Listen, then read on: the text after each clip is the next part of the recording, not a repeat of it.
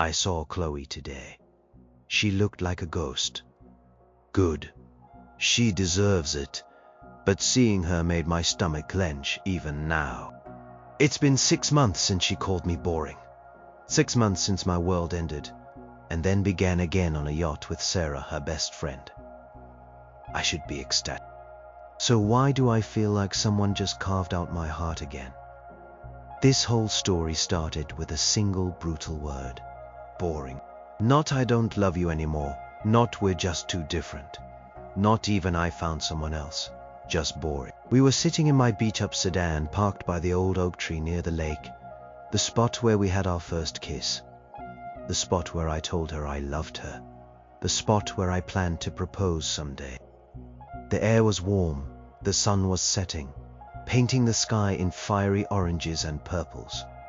It should have been perfect. It was anything but.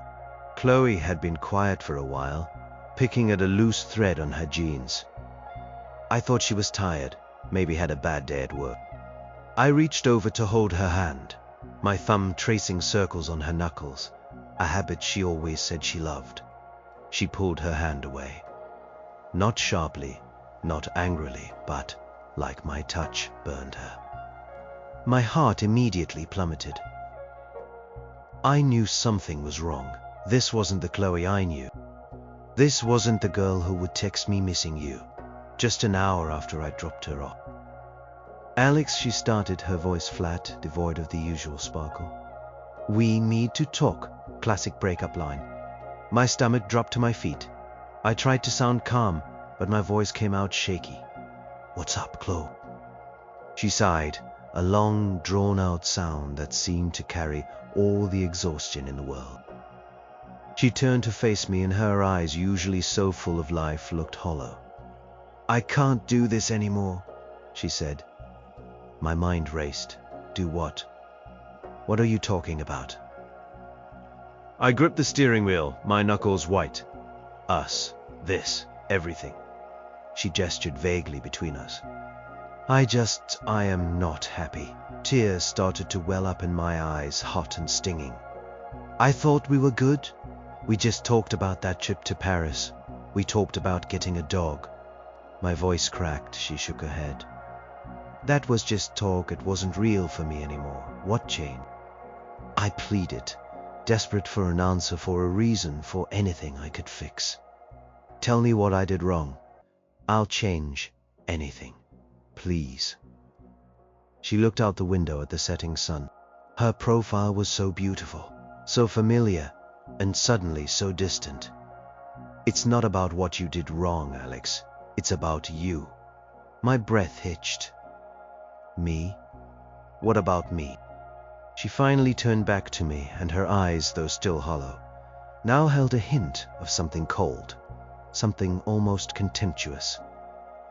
You are just boring, Alex. So incredibly boring.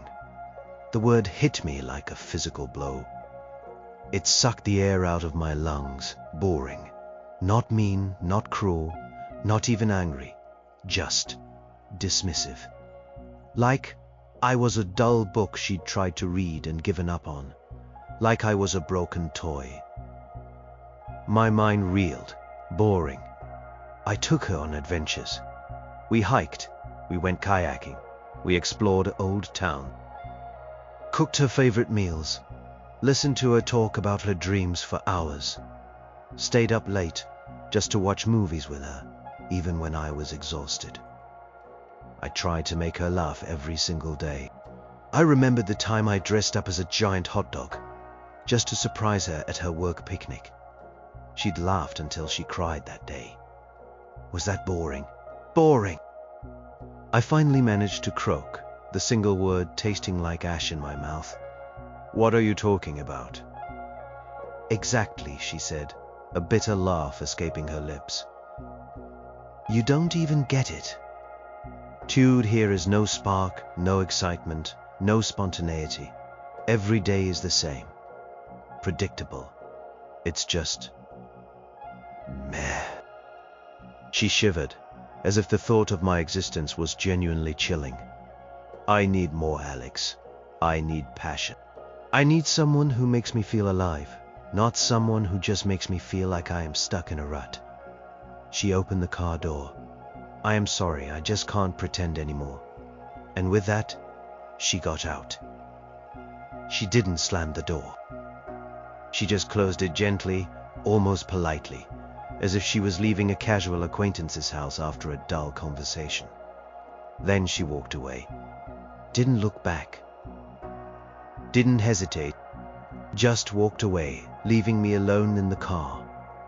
The scent of her perfume still lingering, mocking me. The sun finished its descent, plunging the world into a bruised purple twilight. I sat there for what felt like hours, numb, unable to move. The word boring echoed in my head, a relentless, painful drumbeat. It wasn't just a breakup, it was a judgment, a verdict on my entire personality. I wasn't just losing her, I was losing myself. Was I really that dull? Was everything I thought made me a good person, a good partner, just nothing? The tears finally came, hot and furious, blurring the world outside my window. My phone buzzed in my pocket. I pulled it out, my fingers trembling. It was a text from Sarah, Chloe's best friend. Hey.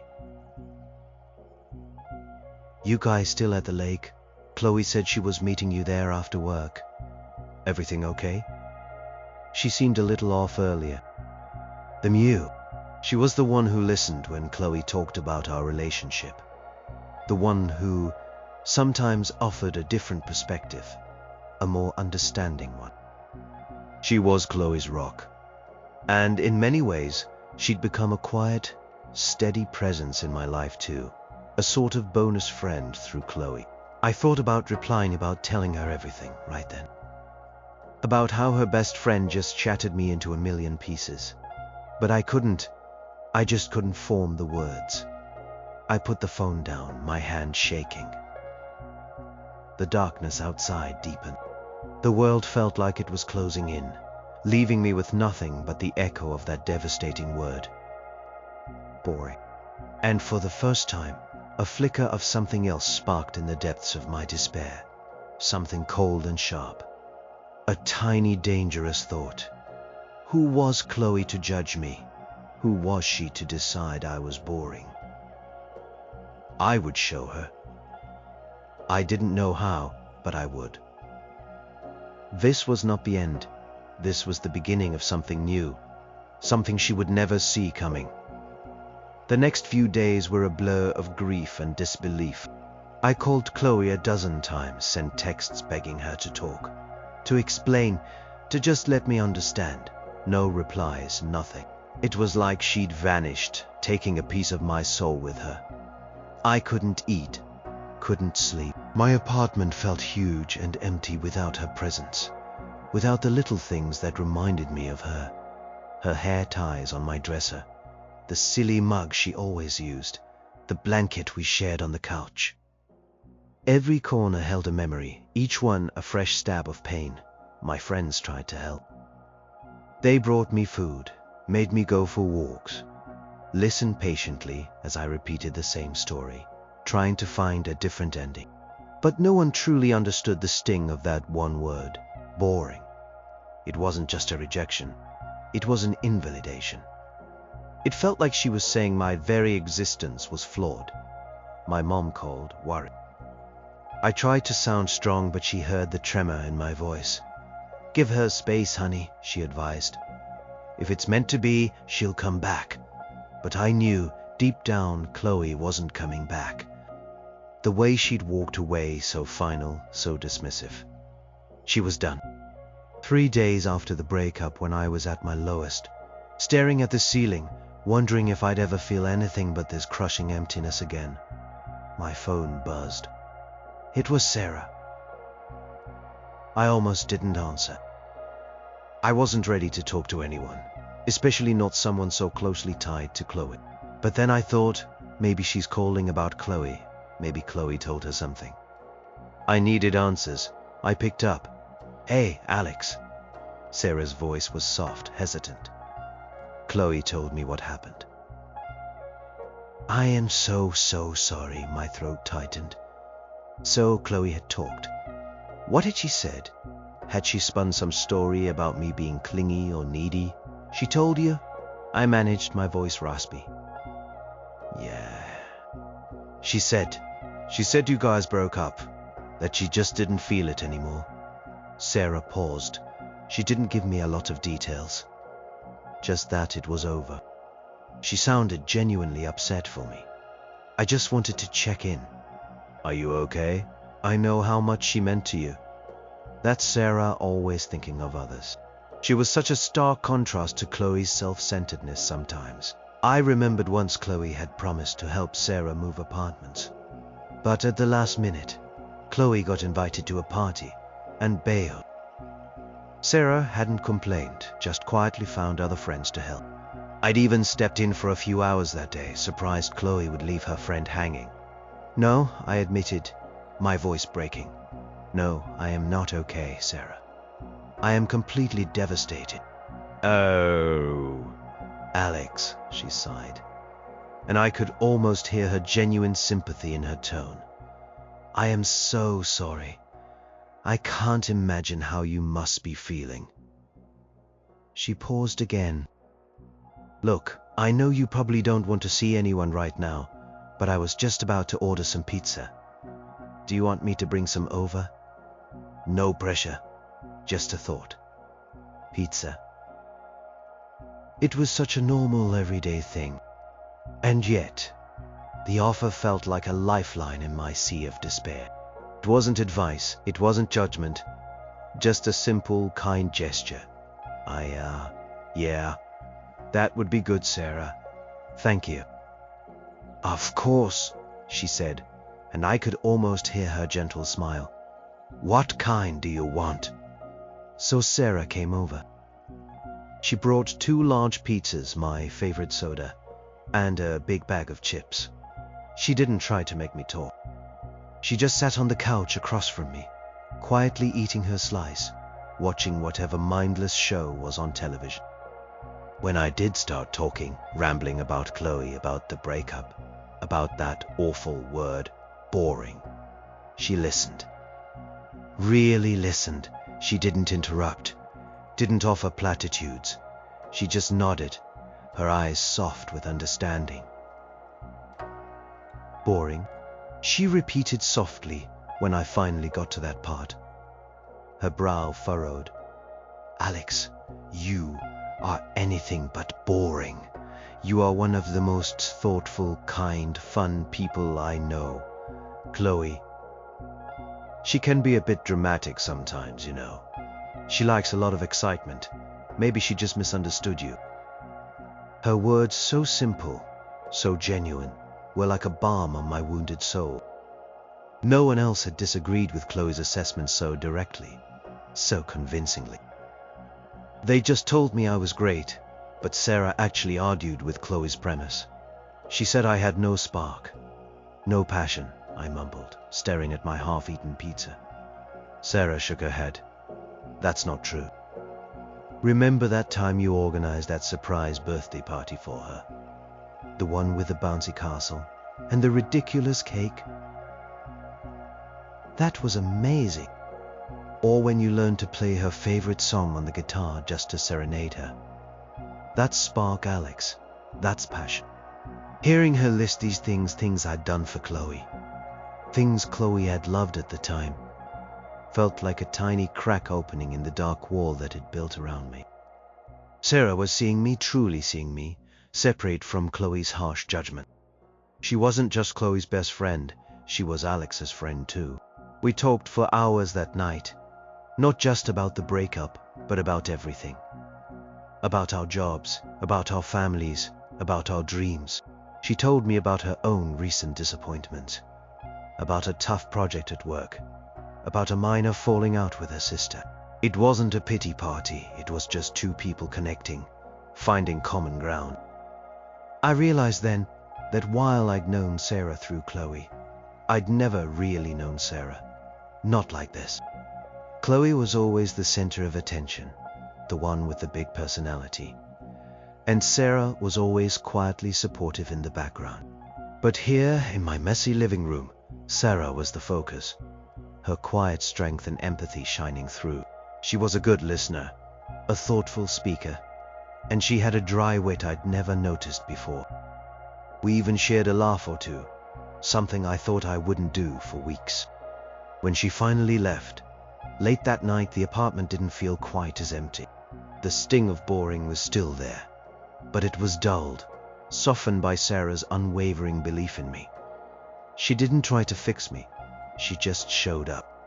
And for the first time since Chloe left, I felt a tiny, fragile flicker of hope. A hope that maybe, just maybe, I wasn't as broken as and a tiny, even more fragile thought. Sarah was really good company. This was just friendship, of course, just but it was a comfort I desperately needed, and one I hadn't expected to find in Chloe's best friend. Sarah kept checking in on me after that first night. Texts, calls, sometimes just a quick emoji to let me know she was thinking of me. She didn't push, didn't demand anything. She just offered a quiet, consistent presence, and it was exactly what I needed. Every time my phone buzzed with her name, a small sense of relief washed over me. It was a pleasant contrast to the anxiety I still felt every time I saw a notification that wasn't from Chloe, a ghost of a hope that Chloe would reach out and fix everything. But Chloe never did. Days turned into a week, then 2. I started going to the gym, trying to burn off the restless energy of my grief. I picked up my old guitar again, strumming aimlessly, sometimes playing the sad songs, sometimes trying to remember the ones Chloe liked. Sarah suggested we go for a hike one sunny Saturday. "Get some fresh air, Alex," she texted. "Clear your head, no pressure, just a walk." It sounded good. I was tired of staring at my walls. The hike was surprisingly good. Sarah was a natural conversationalist, effortlessly shifting between light banter and deeper thoughts. We talked about everything: movies, books, the absurdities of adulting, the dreams we still held on. We discovered we had a shared love for obscure indie bands and terrible B-movies. Chloe, for all her excitement, had always preferred popular blockbusters and top 40 music. She often called my tastes weird or too niche. Sarah, on the other hand, seemed genuinely interested, even enthusiastic about the things I liked. As we walked, Sarah started to open up more about her friendship with Chloe. It wasn't gossip or malicious, it was more like an observation, a quiet weariness. "Chloe's always been like that, you know," she said, kicking a loose stone down the path, always chasing the next big thing, the next big feeling. "She gets bored easily. With people, with hobbies, with places." She paused, then added, almost to herself, "It's exhausting sometimes trying to keep up." I remembered Chloe's restless energy, her constant need for novelty. She'd always wanted to travel, to experience everything. I'd seen it as ambition, as zest for life. But hearing Sarah describe it, I began to see another side. A relentless, perhaps even selfish pursuit of fleeting thrills. She always said I was too comfortable, I admitted, thinking back to Chloe's complaints. Too happy with just staying in sometimes, with quiet nights. Sarah scoffed softly. "Yeah, here is nothing wrong with comfort, Alex. Stability is good. Sometimes what Chloe calls boring is just peace, or loyalty, or just being happy with what you have." She looked at me, her eyes kind. She takes things for granted, I think. She takes people for granted. The words hung in the air. They were a direct hit. Chloe had definitely taken me for granted. My efforts, my love, my presence. She'd just expected it until she didn't want it anymore. We started hanging out more often after that. Casual dinners, movie nights at my place. Sometimes just grabbing coffee. It was easy. There was no pressure, no performance. No trying to impress. just genuine connection. I found myself looking forward to her texts, to her laugh, to the way her eyes crinkled when she smiled. One evening we were watching a terrible zombie movie at my apartment.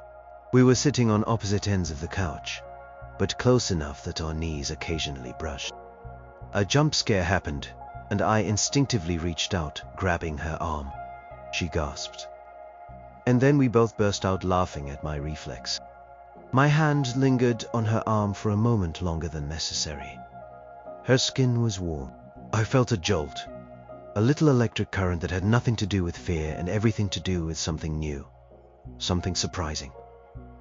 I pulled my hand away quickly, my cheeks flushed. She didn't say anything, just smiled, a small, knowing smile that made my heart do a funny little flip. Another time we were talking about our biggest fears. I admitted I was terrified of failing, of not being enough. She listened without judgment. Then she told me her fear. Being alone, truly alone, despite having friends and family. I always feel like I have to be strong for everyone else, she confided, her voice quieter than usual. Like I can't show weakness, especially with Chloe. She's so dramatic that if I ever tried to talk about my own problems, it felt like it would just get lost in her chaos. My heart ached for her. I'd seen Chloe's tendency to dominate conversations, to make everything about her. It was something I'd accepted when we were together, but now, seeing it through Sarah's eyes, it felt different. It felt unfair to Sarah. "You don't have to be strong for me, Sarah," I said softly, looking into her eyes. They were a deep, calm brown, and I felt like I could see all the kindness and quiet strength in them. "You can be whatever you need to be." She looked surprised, and a small, genuine smile touched her lips. "Thanks, Alex. That actually means a lot." The air between us felt different after that. Thicker, charged. It wasn't just friendship anymore, not entirely. There was an unspoken understanding, a growing closeness that hinted at something more. We never directly addressed it.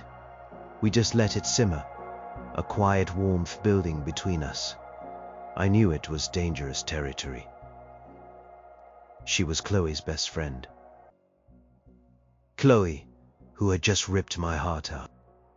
And yet the thought of this dangerous territory wasn't scary. It was thrilling. It felt like stepping onto a path I never expected. A path that led away from the pain Chloe had inflicted, and towards something new and strangely hopeful. Chloe still hadn't reached out, and with every passing day, with every shared laugh and whispered secret with Sarah, the sting of Chloe's dismissal faded a little more. The word boring still echoed, but it was starting to sound less like a judgment on me, and more like a reflection of Chloe's own restless, unsatisfied heart. And as for the "who's laughing now" part of the story, the seeds were definitely being planted. Little did I know, those seeds were about to sprout much faster than I ever imagined. It was a Friday night, about a month after Chloe had shattered my world. Sarah and I were having one of our regular movie nights. We'd settled into a comfortable routine, ordering takeout, making fun of bad dialogue, just enjoying each other's company. Tonight, though, felt different. The air was thick with unspoken tension, a pleasant kind of tension that made my skin tingle. We were watching an old romantic comedy, the kind Chloe would have rolled her eyes at. Sarah was engrossed, occasionally commenting on the ridiculous plot. As the credits rolled, neither of us moved. The silence stretched, not awkward, but expectant. I could feel the warmth of her presence beside me on the couch. Her arm was brushing mine. My heart was thumping a steady rhythm against my ribs. I wanted to reach out, to take her hand, to just close the small gap between us. But the thought of Chloe, of her best friend, stopped me. It was a line I wasn't sure I should cross. Sarah finally broke the silence, her voice soft. You know, Alex, she began, not looking at me, but staring at the blank television screen. I never really got why Chloe was so obsessed with excitement. Sometimes just being with someone quietly is the most exciting thing there is. My breath caught. Was she talking about us? About this? I risked a glance at her. Her profile was illuminated by the soft glow of the streetlights outside. She looked thoughtful, perhaps a little vulnerable. I think I get it now, I said, my voice barely above a whisper. I used to think her chasing things was what made her special. Now I think it was just a way for her to avoid being still, to avoid her own thoughts. Sarah finally turned her head, meeting my gaze. Her eyes, usually so calm, held a new depth, a kind of sadness mixed with understanding. Maybe, she agreed, or maybe she just hadn't found what she was really looking for. She paused, then added, her voice even softer. Or maybe she just wasn't looking in the right places. The words hung in the air, charged with meaning. My gaze dropped to her lips. They were slightly parted. I felt an undeniable pull, a magnetic force drawing me closer. Every cell in my body screamed to lean in, to kiss her. But the guilt, the sheer audacity of it held me back. This was Chloe's best friend. How could I even think of it? Sarah, I started, my voice hoarse. I wasn't sure what I was going to say. If I was going to confess my confusion, or my growing feelings, or just apologize for the unspoken desire hanging between us. But she cut me off. She leaned in just a fraction of an inch, her eyes still locked with mine, asking silently. It was all the permission I needed. I leaned in too, closing the small distance. Our lips met. It was a soft, tentative kiss at first, full of hesitant curiosity.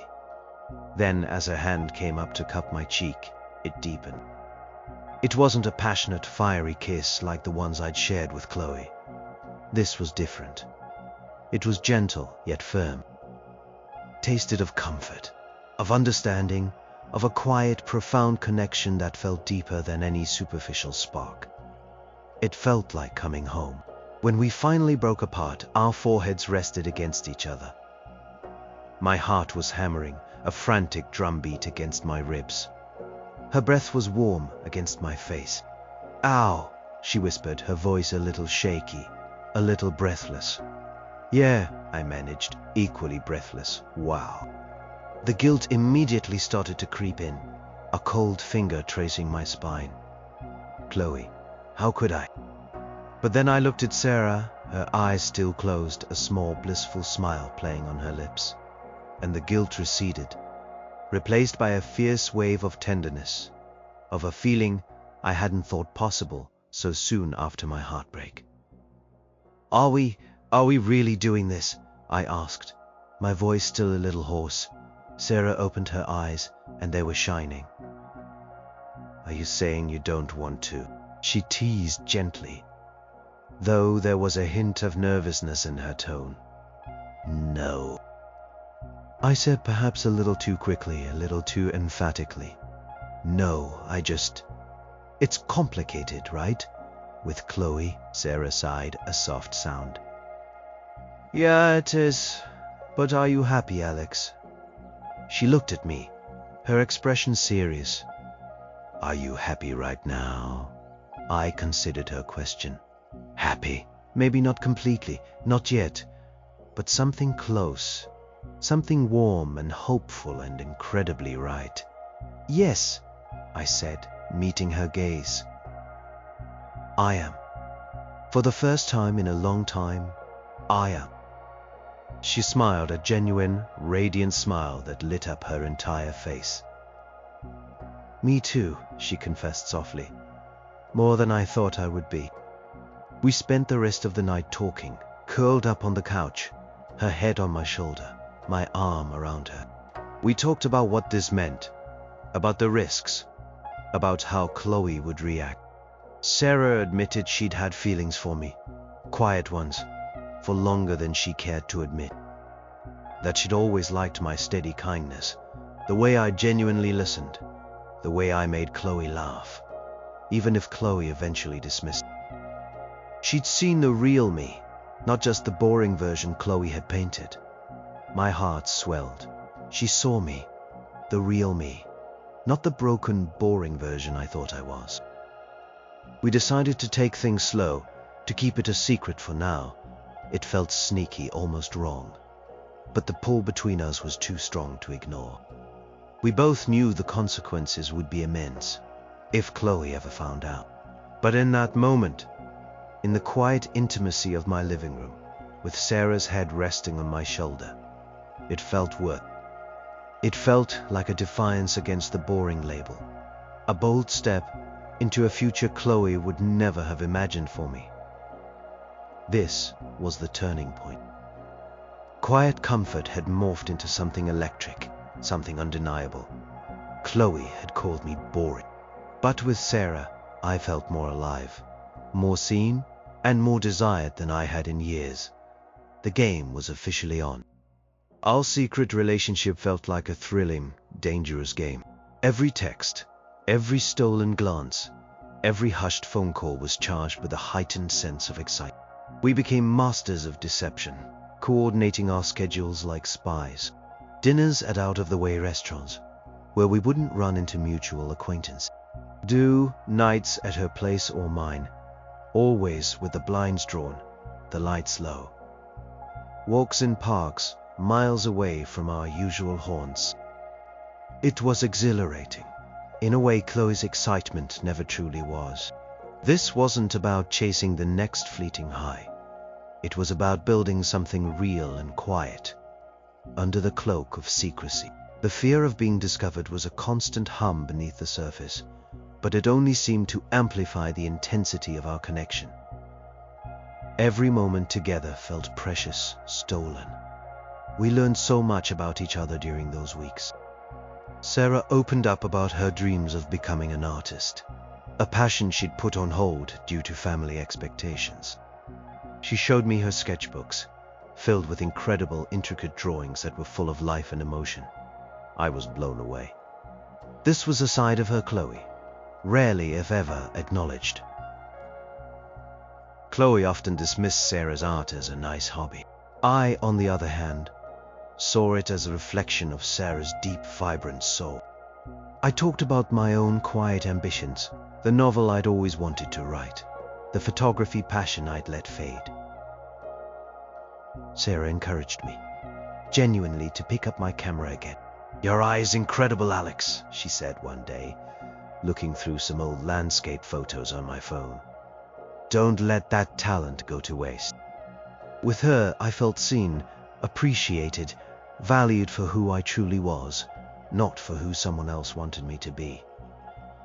The boring label felt like a distant, irrelevant echo. Chloe, meanwhile, was slowly starting to re-enter my orbit, albeit indirectly. She'd occasionally text Sarah, making plans for coffee or shop.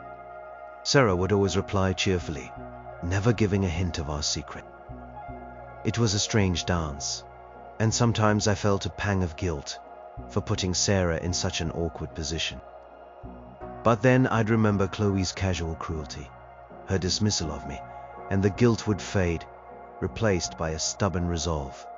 One Saturday, we had a close call. Sarah and I were having lunch at a small, unassuming cafe downtown, tucked away on a side street. We were laughing, sharing a sandwich, completely absorbed in our conversation. Suddenly, Sarah's eyes widened. "Oh no," she whispered, her face draining of color. "Chloe!" My head snapped up. There she was, Chloe, walking past the window, deep in conversation on her phone, not looking in. My heart hammered against my ribs. I instinctively ducked my head, pulling Sarah down slightly too, as if that would make us invisible. Sarah giggled nervously. "Relax, she didn't see us. She never looks up from her phone when she's talking." We waited, motionless, until she'd passed. When I finally dared to look up, Sarah was watching me, a mix of fear and amusement in her eyes. "That was close," she whispered, a little breathless. "Too close," I agreed, a nervous laugh escaping me. But instead of feeling completely terrified, I felt a strange rush, an adrenaline surge. It was like we were partners in crime, bound by this exciting, dangerous secret.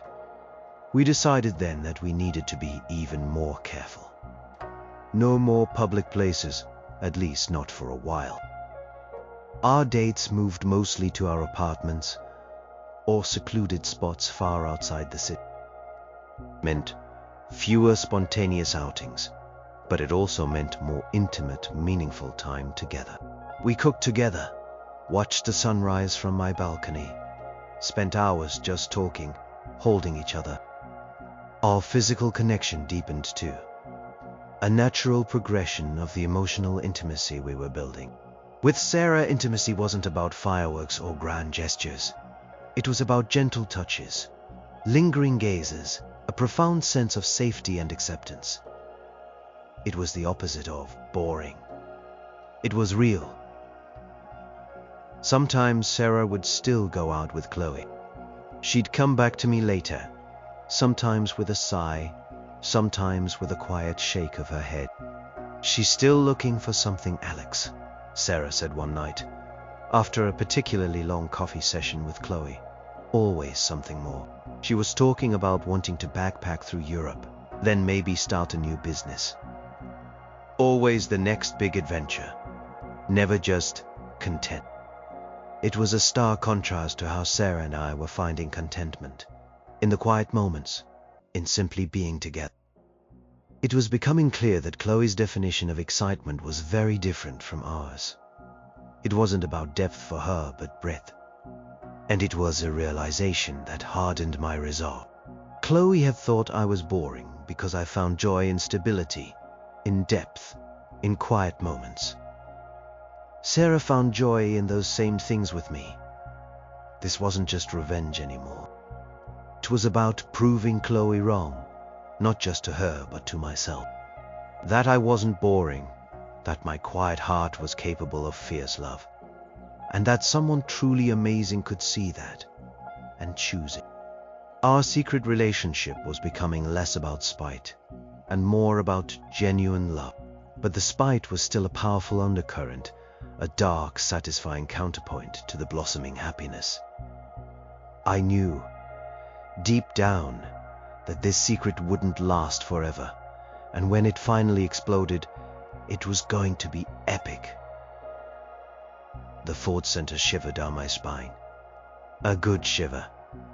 The bubble of our secret, cozy world couldn't last forever.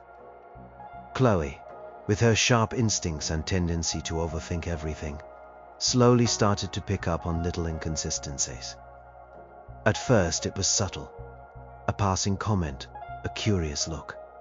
Sarah was the primary target of her scrutiny. Chloe and Sarah had been best friends since kindergarten. They knew each other inside out.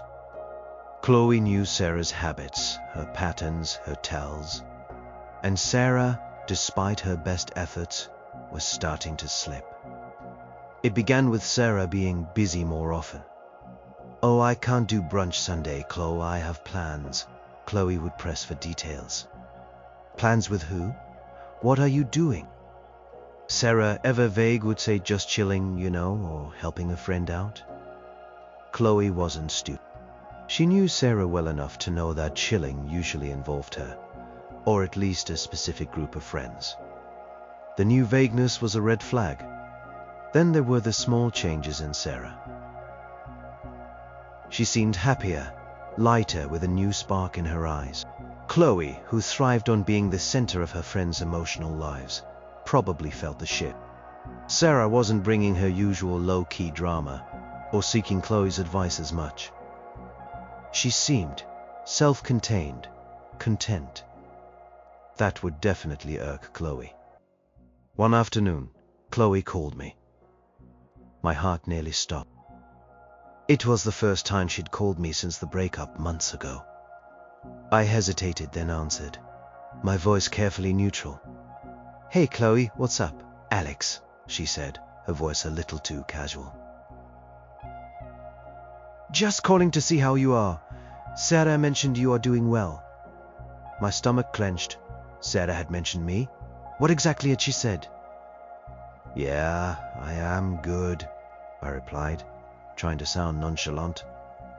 Getting back on my feet, you know. That's great, she said, but her tone was suspicious.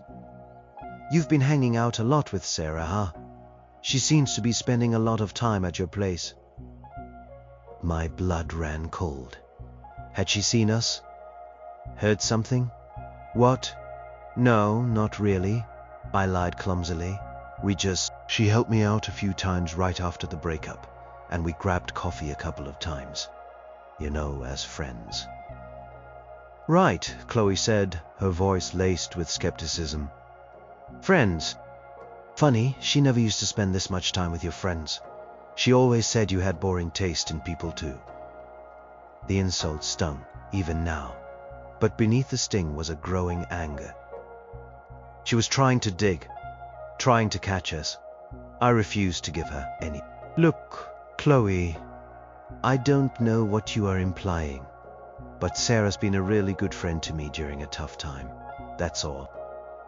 Okay, she said, but I could practically hear her eyes narrowing through the phone. Just checking. It's just she's my best friend, and she's been acting a little weird lately. Distant, maybe even a little. Secretive, she ended the call shortly after, leaving me rattled. I immediately called Sarah. Chloe just called me, I blurted out.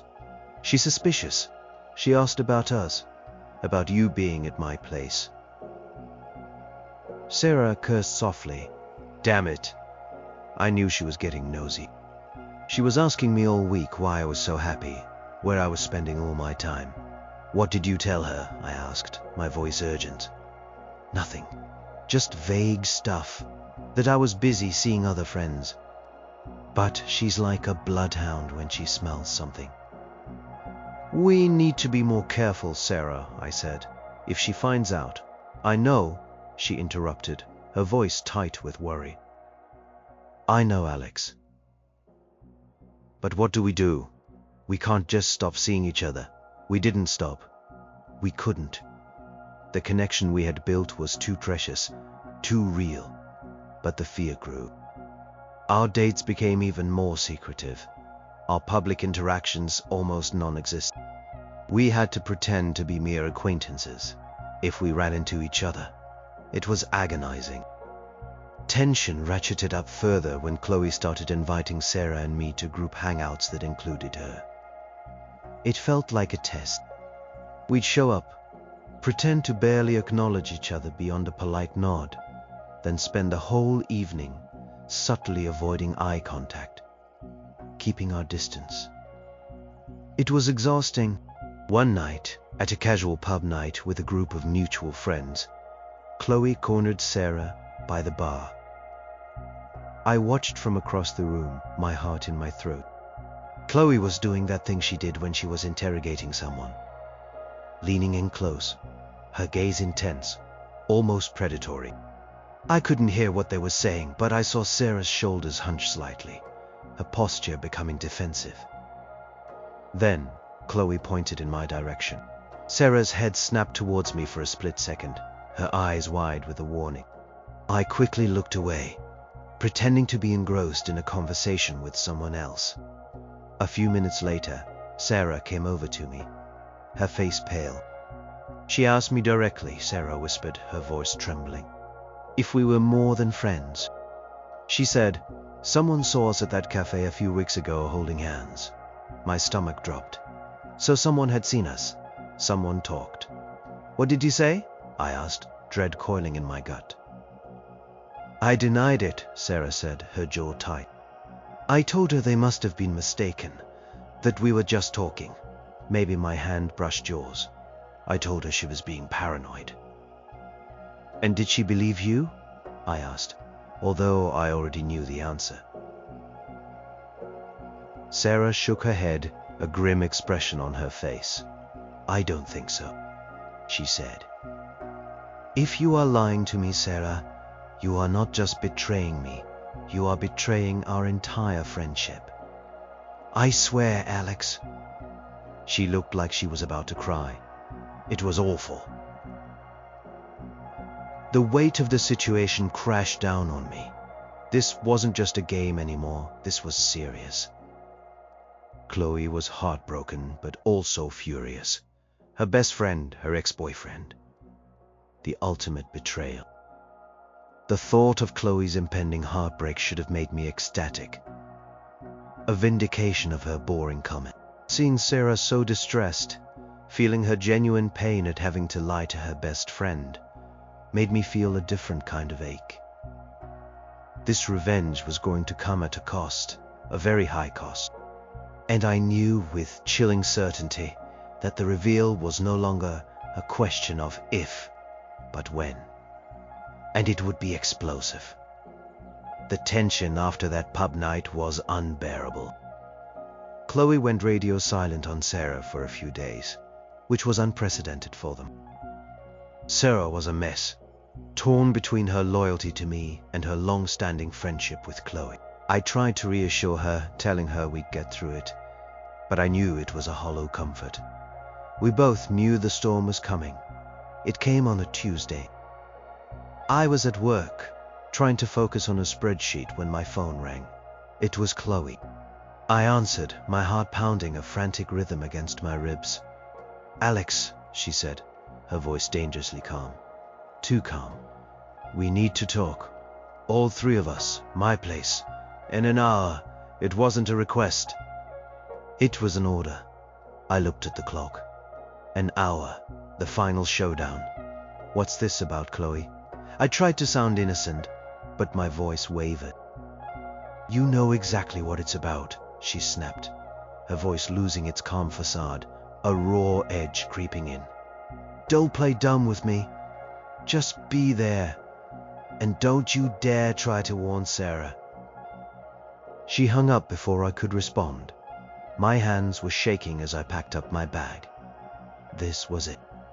The moment I had been dreading, and secretly, perversely anticipated. The moment when Chloe would finally understand what she had lost, what she had dismissed as boring. I drove to Chloe's apartment, my mind racing. What would she do? What would she say? How would Sarah react? When I arrived, the door was already ajar. I pushed it open. The living room was eerily quiet. Chloe stood in the center of the room, her arms crossed, her face devoid of emotion. Sarah sat rigidly on the couch, her hands clasped tightly in her lap, her eyes red and swollen, as if she'd been crying for hours. The air was thick with unspoken accusations. "So," Chloe said, her voice cutting through the silence like a knife. She looked at me, then at Sarah, then back at me. Her eyes finally landed on Sarah, and they blazed with a cold fury I'd never seen before. "So you lied to me, Sarah. You looked me in the eye and lied." Sarah flinched, but didn't respond. Tears welled up in her eyes again. "Don't pretend you don't know what I'm talking about," Chloe continued, her voice rising, losing its composure. "You and Alex, you are together, aren't you? My ex-boyfriend and my best friend." It wasn't a question, it was an accusation.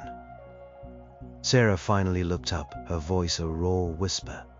"Chloe, I don't!" Chloe shrieked, her control finally shattering. "Don't even try to explain. How could you, after everything? My best friend. And you, Alex." She turned her fury on me, her eyes spitting fire. "My God, you really are pathetic, aren't you? So boring you had to steal my best friend. Is that it? Is this your grand revenge?" The word boring again. It still had the power to wound even now. But this time it was mixed with a surge of something defiant, something cold and resolute. It wasn't about revenge, Chloe, I said, my voice steady despite the tremor in my hands. Not at first. It was about finding comfort. Finding someone who actually saw me for who I was, not for who you wanted me to be. Oh, please, she scoffed, a bitter, humorless laugh escaping her lips. You are just lonely. And Sarah, you are just desperate for attention. Sarah finally found her voice, tears streaming down her face. That's not fair, Chloe. Alex has been there for me. He's listened to me. He's seen me. Things you never did. You always made everything about you. What are you talking about? Chloe yelled, incredulous. I've always been there for you. I am your best friend. No, you haven't, Sarah cried, her voice rising. You always needed me to be strong, to be your rock, to listen to your problems. My problems? My dreams? They were always secondary. You never truly saw me, Chloe. You just saw what I could do for you. The confession hung in the air, raw and painful. Chloe stared at Sarah, her face contorted in disbelief, then hurt, then pure rage. You ungrateful, she began, but couldn't finish the sentence. She just stood there shaking, her chest heaving. The betrayal in her eyes was profound, soul deep. It was heartbreaking to watch, even for me. I had wanted her to feel something, to understand the pain she had inflicted. But seeing her so utterly broken, so utterly betrayed by the two people she thought she could trust most, it was a heavy burden. This wasn't the satisfying victory I had envisioned. This was just destruction. Chloe finally turned back to me, her eyes wet but fierce. You know what? Fine. You two deserve each other. The boring one and the backstabber. Have fun with your predictable, pathetic little lives. You'll be bored of each other in a month, just like I was bored of him. She spat the words out, then pointed to the door. Get out. Both of you. I never want to see either of you again. Sarah stood up slowly, her shoulders shaking, her face a mask of misery. She looked at Chloe, then at me. There was a moment of hesitation, a flicker of doubt perhaps about the path she had chosen. Then she walked towards me. I reached out, taking her hand. Her grip was firm despite her trembling. We walked out of Chloe's apartment, leaving her standing alone in the silent living room, her world shattered. The door closed behind us with a soft click, but the echo of Chloe's scream, her accusations, and her raw, visceral pain lingered in the air. We were out. But what exactly had we won? The air outside felt cold and sharp, even though it was a warm day. Sarah leaned against my car, her face buried in her hands, sobbing silently. I wrapped my arms around her, holding her tight. This was it. The full cost of our secret, laid bare. It was heartbreaking, truly. And the final public act of defiance, the ultimate answer to who's laughing now, was still to come. Weeks passed after the explosion at Chloe's apartment. Chloe had made good on her promise. We didn't hear from her. Our mutual friends were suddenly distant, awkward. Some chose sides. Most, it seemed, chose Chloe's, or simply decided to avoid the drama entirely. It hurt losing those connections, but Sarah and I clung to each other, our bond forged stronger by the shared adversity. We were an island, weathering the storm together. We built a new life, a new routine, just the two of us. We explored new places, made new friends, people who knew us as Alex and Sarah, not Chloe's ex or Chloe's best friend. It was liberating in a way, like shedding old skin. And we were genuinely happy. Truly, deeply happy. We talked about getting a place together, about our future. It wasn't the revenge I'd initially envisioned. The triumphant, mocking, I told you so. It was something quieter, more profound. It was genuine love. The opportunity for that public, undeniable "who's laughing now" moment still presented itself, in the most dramatic way possible. Chloe's family had always hosted an annual charity gala. It was a huge, elaborate affair, usually held at a fancy hotel ballroom. This year, for their 25th anniversary, they decided to shake things up. It was going to be a sunset cruise gala, held on a massive private yacht docked in the harbor. Invitations had gone out months ago, even before the breakup. Sarah, as Chloe's best friend, had always been a given guest. I, as Chloe's then boyfriend, had also received an invitation. After the breakup, I'd just assumed I wouldn't go.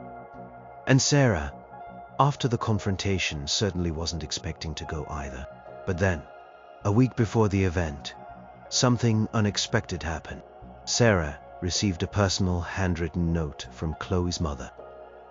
Mrs. Henderson, a kind, gentle woman who had always treated Sarah like a second daughter, expressed her sadness over the rift, but stated that the invitation was still valid, and she hoped Sarah would reconsider and attend.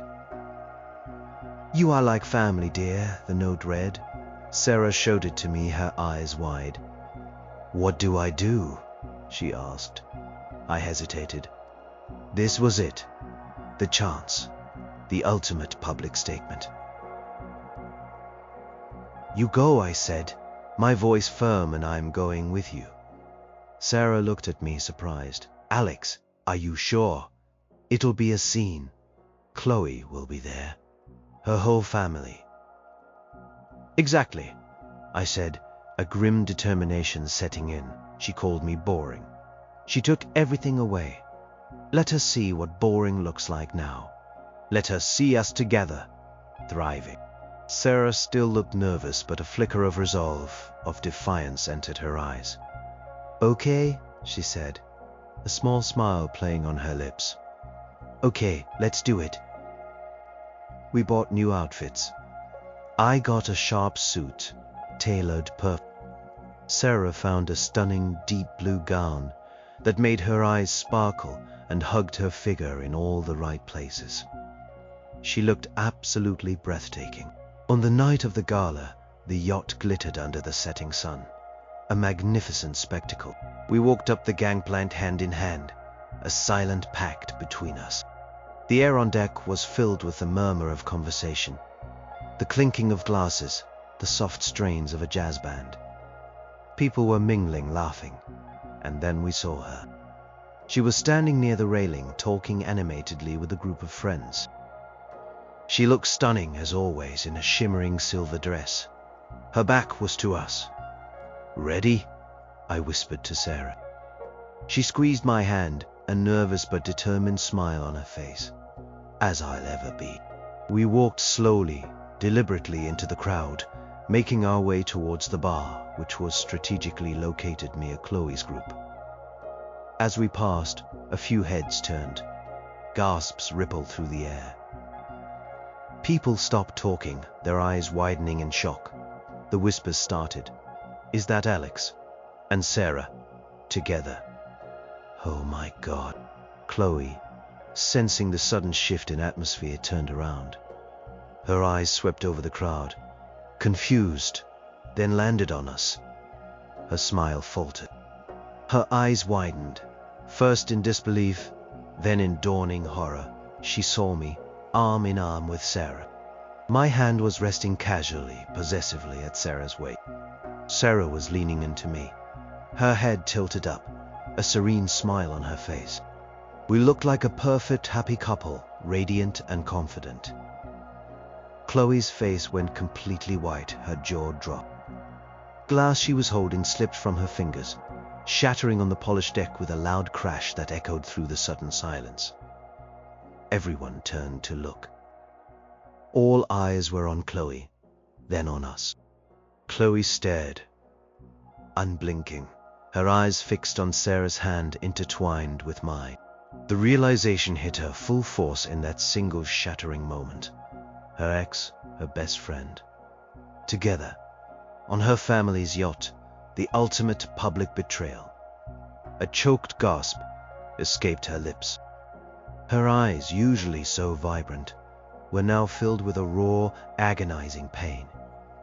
She looked utterly devastated, utterly broken.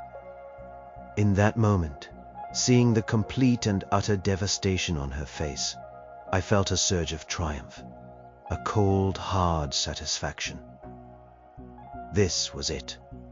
This was the answer to who's laughing now? And for a split second I felt like the victor. But as I looked at Sarah, her face beautiful but tinged with a quiet sadness, and then back at the shattered look on Chloe's face, a different feeling began to surface. A hollowness. Was this really what I wanted? The satisfaction was fleeting, quickly overshadowed by the profound sense of brokenness in the air. The yacht glittered, the music played on, but a silent scream seemed to echo across the deck. The shattered glass on the deck was a symbol of everything that had just broke. Chloe stood frozen, her eyes wide, tears slowly welling up and spilling over, tracing paths down her pale cheeks. She didn't make a sound, just stared, her gaze flicking between Sarah and me, as if trying to process an impossible equation. The entire deck had gone silent. Every eye was on us. The jazz band faltered, then stopped. It was a suffocating, unbearable quiet. Finally, Chloe found her voice, but it was a raw, choked whisper, barely audible. You both. She couldn't form the words. Her eyes were glazed over with disbelief and profound pain. She looked like a ghost, just as I'd seen her that morning. But this time, it was a ghost of her former self, ravaged by shock. Sarah, beside me, stiffened. I could feel her trembling. She hadn't expected this level of public devastation from Chloe. Neither had I. I thought Chloe would scream or lash out, not crumble. "Chloe, please," Sarah started, stepping forward, her hand reaching out instinctively. But Chloe recoiled, as if Sarah's touch would burn her. "Don't!" she shrieked, her voice finally breaking, shattering the quiet. "Don't you dare touch me! How could you, my best friend? You stole everything, everything!" Her voice rose, raw and desperate, echoing across the silent deck. "You were supposed to be my sister. And you, Alex." She turned her anguished gaze to me. You said you loved me." "You were so boring, so predictable, and I let you go, and now you are doing this. This is disgusting." She gestured wildly between us, her face contorted with a mixture of grief and pure revulsion. "You two deserve each other. A cheater and a backstabber. No wonder you found each other. You are both so incredibly pathetic."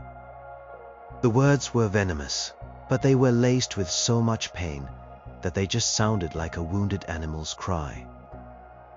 People started to murmur, some looking away uncomfortable. Others whispered, pointing. Chloe's mother, Mrs. Henderson, rushed over, her face creased with alarm. "Chloe, darling." "What is it?" "Mum," Chloe sobbed, burying her face in her mother's shoulder. They did this. They betrayed me." Mrs. Henderson looked up, her gaze falling on Sarah and me, a look of profound disappointment and sorrow in her eyes. It was worse than anger. It was a silent judgment that pierced me to the core. I had wanted Chloe to hurt, yes. But seeing Mrs. Henderson's heartbroken expression, knowing I had caused pain to someone else who had always been kind to me, that was a heavy blow. Sarah pulled her hand from mine, taking a hesitant step back. Her face was pale, streaked with tears. She looked utterly miserable. Triumph I'd felt a moment ago completely evaporated, replaced by a cold, sickening dread. This wasn't a victory. This was a tragedy. Chloe, still sobbing into her mother's shoulder, looked up again, her eyes fixed on Sarah, a raw, burning hatred in them. "I hate you, Sarah," she screamed, her voice cracking. "I hate you. I never want to see you again. You are dead to me," Sarah gasped, a small, choked sound. She swayed slightly, as if the words were a physical blow. I reached for her, but she pulled away, turning from Chloe. Her face crumpling, she ran.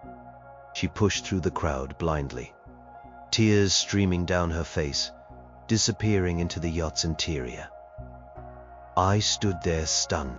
Crowd parted around Chloe and her mother, creating a wide, empty space. I felt exposed, vulnerable, despite the expensive suit. The silence returned, heavy and condemning. I looked around. Friends who had once laughed with me, shared drinks with me, now averted their gaze. Strangers stared with judgment. This wasn't the triumphant return I had envisioned. This was a public shaming. A very public, very painful shaming for everyone involved. I could still hear Chloe's ragged sobs, muffled now against her mother's shoulder. Her father, Mr. Henderson, a stoic man, walked slowly towards me, his face grim. He didn't say a word. He just pointed a single trembling finger towards the gangplank. The message was clear. "Get out!" I turned and walked, my legs feeling heavy, each step an admission of what I had done. As I reached the gangplank, I glanced back. Chloe was still sobbing, her mother holding her tightly. And I knew with chilling certainty that the wound I had inflicted on her, on their friendship, on everyone, was deep and perhaps irreparable. I found Sarah huddled in a quiet corner on the lower deck, crying uncontrollably. I sat beside her, wrapping my arm around her shaking shoulders. She leaned into me, but her tears continued. "She hates me, Alex," she choked out, her voice raw. "She really hates me. Everything's destroyed." I held her, but I had no comforting words. 'Cause in that moment, seeing her pain, seeing Chloe's agony, and feeling the crushing weight of public condemnation, I realized something truly heartbreaking. We might be together, but the cost was immense. And who was truly laughing now? No one. No one was laughing, only crying. The next few days felt like a suffocating aftermath. The yacht gala became the talk of our small social circle, then the wider community. Rumors flew, exaggerations piled up. Sarah and I were cast as villains, the backstabbing best friend and the vengeful ex. Some people sent us hateful messages, others just cut us off, unfriending us on social media, avoiding us in pub. Our island, once a sanctuary, felt isolated, exposed to the world's judgment. Sarah was inconsolable for days. The loss of Chloe, her lifelong best friend, was a deep, festering wound. She kept replaying Chloe's words, her screams, her raw hatred. "She meant it, Alex," she'd say, her voice hollow. "She really meant it. I've lost her forever." I tried to comfort her, to remind her that Chloe had hurt us too, that her actions had pushed us together. But even as I said the words, they felt hollow. Chloe's dismissal of me as boring had started this. Yes, but our decision to take her best friend, to do it so publicly, had transformed a breakup into a scorched earth war. And Sarah was caught in the middle, suffering deeply. I watched her, heartbroken, as she struggled with the guilt and the grief. This wasn't the triumphant feeling I had wanted. This wasn't the sweet revenge I had imagined. The satisfaction I felt on the yacht, that fleeting moment of who's laughing now, had curdled into a bitter, metallic taste in my mouth. Was it worth seeing Sarah, the woman I had come to love, so utterly devastated? Was it worth losing all those mutual friends, losing the respect of people I had known for years? Was it worth the haunted look in Mrs. Henderson's eyes? The answer, unequivocally, was no. Not like this. Our relationship with Sarah was real. It was true, and it was beautiful in its own way. We loved each other. We had built something meaningful from the ashes of my heartbreak. The foundation of our public existence was now tainted by betrayal. And the pain of others, the boring insult that had fueled my initial desire for revenge, now seemed small, petty, almost irrelevant compared to the magnitude of the destruction we had wrought. Chloe had called me boring, but in my pursuit of proving her wrong, I had allowed myself to become someone I barely recognized. Someone capable of causing immense pain, of orchestrating a cruel public humiliation. The victory felt hollow, empty, and strangely, even more heartbreaking than the initial breakup. One quiet evening, as Sarah finally started to emerge from her deepest grief, we were sitting on my couch holding hands. "Are you okay?" I asked her, my voice soft. She sighed, leaning her head on my shoulder. "I will be eventually, but it hurts, Alex, it hurts so much." "I know," I whispered, squeezing her hand. "I am so sorry, Sarah. I am sorry I put you through this." She lifted her head, looking at me, her eyes still red-rimmed. "It's not just you, Alex. I made my own choices. I knew the risks, and I couldn't stop myself. Because with you I felt real, for the first time in a long time. I felt like I could just be myself without having to perform or pretend." Her words were a balm, a reminder of the genuine connection we shared. But they didn't erase the pain. "And what about you, Alex?" she asked, her voice gentle. "Are you happy? Is this what you wanted?" I looked at her, at the beautiful, kind woman beside me, who had chosen me despite everything. I loved her truly, but the happiness was complicated, tinged with regret. "I am happy with you, Sarah," I said honestly. "More than I thought I could be. But the rest, the way it happened, no, I never wanted to cause this much pain. I never wanted to destroy so much." We sat in silence for a long time, listening to the quiet hum of the city outside. The "who's laughing now" question still hung in the air, but the answer was no longer a triumphant shout. It was a mournful whisper. No one was laughing. Chloe was heartbroken, humiliated, and filled with hate. Sarah was grappling with immense guilt and the loss of her oldest friend. And I, the supposed victor, was left with a love that felt precious but tainted, and a soul heavy with the weight of the choices I had made. The story had come full circle. I had been called boring. I had sought revenge, and I had found love in the most unlikely place.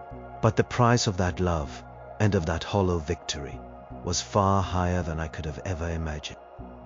It was a heartbreaking truth. Sometimes when you win, you lose even more.